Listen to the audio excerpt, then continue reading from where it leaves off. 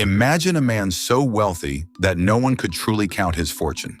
A ruler whose gold was said to be beyond measure, who could give it away by the handful and never feel poor. He commanded an empire larger than Western Europe, rich in the two things the medieval world craved most: gold and salt. When he journeyed across the desert, he traveled with tens of thousands of followers and enough treasure to stagger every kingdom in his path. His name was Mansa Musa, Emperor of Mali, and many historians believe he was the wealthiest human being who ever lived. Yet outside of Africa, his story is often forgotten. This is the tale of a king whose riches became a legend, and whose single astonishing journey put his empire on the map of the world. Mansa Musa was born in the late 13th century into the royal family of the Mali Empire in West Africa. Mali had risen from a small kingdom into a mighty state, sprawling across the grasslands south of the Sahara Desert. Its power rested on a simple, priceless fact. It sat astride the richest trade routes in Africa, where gold from the mines of the south was exchanged for salt, cloth, and goods from the north. Great caravans of camels crossed the desert, carrying this wealth to distant lands. At the heart of it all stood the emperor, known by the title Mansa, meaning King of Kings. It was a land of bustling markets, learned scholars, and vast riches. And Mansa Musa was about to become its greatest ruler. Mansa Musa came to the throne around the year 1312, and according to a famous account, the circumstances were extraordinary. The previous ruler, it was said, had become obsessed with the ocean beyond the empire's western edge. He launched a huge fleet to find its far shore, and when they never returned, he set out himself with hundreds more ships and vanished forever. Left behind to rule, Mansa Musa inherited an empire at the height of its power. He proved to be a gifted and ambitious leader. He expanded Mali's borders, bringing great cities and trade centers under his control, until his realm stretched across thousands of miles. He ruled over millions of people. Now the master of one of the wealthiest lands on earth, Mansa Musa was ready to show that wealth to the world. The source of Mali's staggering wealth was its command of gold. In this age, West Africa produced a huge share of all the gold in the known world, and much of it flowed through Mansa Musa's empire. Strangely, in the desert lands to the north, another substance was worth nearly as much: salt, which people needed to survive and preserve their food. In some places, salt was traded almost ounce for ounce against gold. Mali sat perfectly between these two worlds, taxing the caravans that carried salt south and gold north. This trade filled the emperor's treasury beyond imagining. He was not just a king, he was the master of a golden economy that reached from the heart of Africa to the shores of the Mediterranean.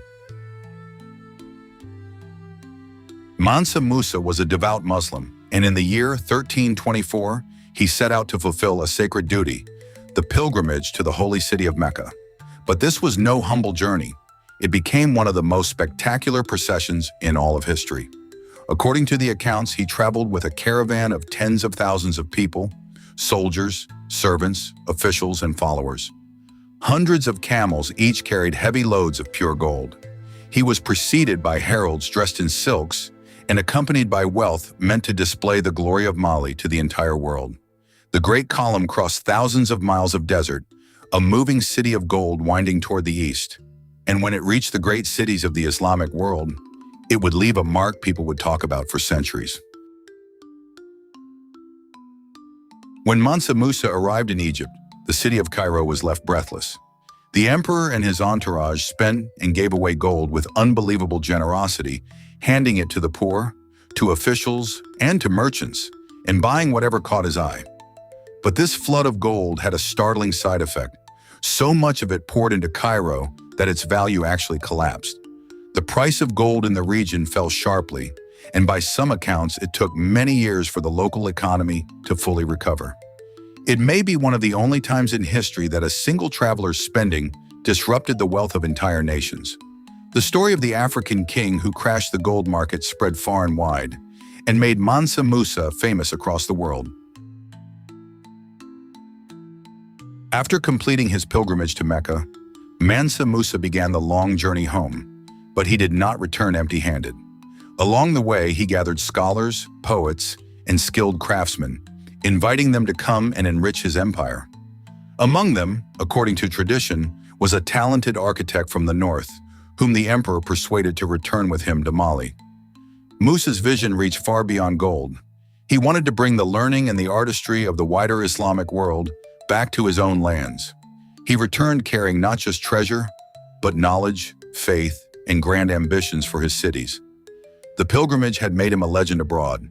Now back in Mali, Mansa Musa would use everything he had gained to transform his empire into a shining center of culture and learning, one whose fame would echo through the ages.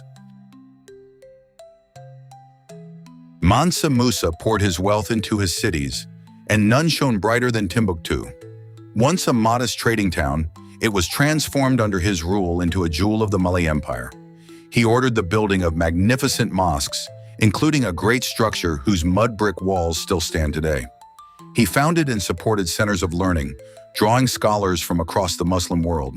In time, Timbuktu became one of the most important seats of knowledge in all of Africa, a place where students studied religion, science, and law, and where books became more valuable than almost any other good. Great libraries filled with thousands of manuscripts. Under Mansa Musa, the city became a symbol of African scholarship and splendor, proof that his empire was not only rich in gold, but rich in wisdom and faith as well. The story of Mansa Musa's fabulous wealth did not fade after his pilgrimage. It traveled across the seas to distant Europe, where mapmakers had barely heard of the lands beyond the desert. Decades after his death, a famous map was drawn showing West Africa, and at its center sat an image of a black African king, crowned in gold and holding a glittering golden nugget. He was labeled the richest and most noble ruler of the region. For the merchants and monarchs of Europe, this was a revelation, a vision of an African empire overflowing with gold. Through a single image on an old map, Mansa Musa had become known far beyond his own borders, a legend of wealth and power for the ages. Mansa Musa ruled for around 25 years and died in the first half of the 14th century, leaving his empire at the peak of its glory. In the generations that followed, Mali slowly weakened and eventually broke apart, and much of its story was forgotten by the outside world. Yet the memory of its greatest emperor endured. Today, Mansa Musa is remembered not only for wealth almost beyond comprehension, but for how he used it, building mosques, founding schools, and lifting his cities into centers of faith and learning. He stands as a powerful reminder that some of history's richest and most sophisticated empires arose in Africa. More than any treasure of gold, his true legacy is the proof of that greatness. Mansa Musa, the King of Kings, whose golden journey lit up the map of the medieval world. Mansa Musa, the Emperor of Mali, whose golden empire and endless wealth became a legend for all time.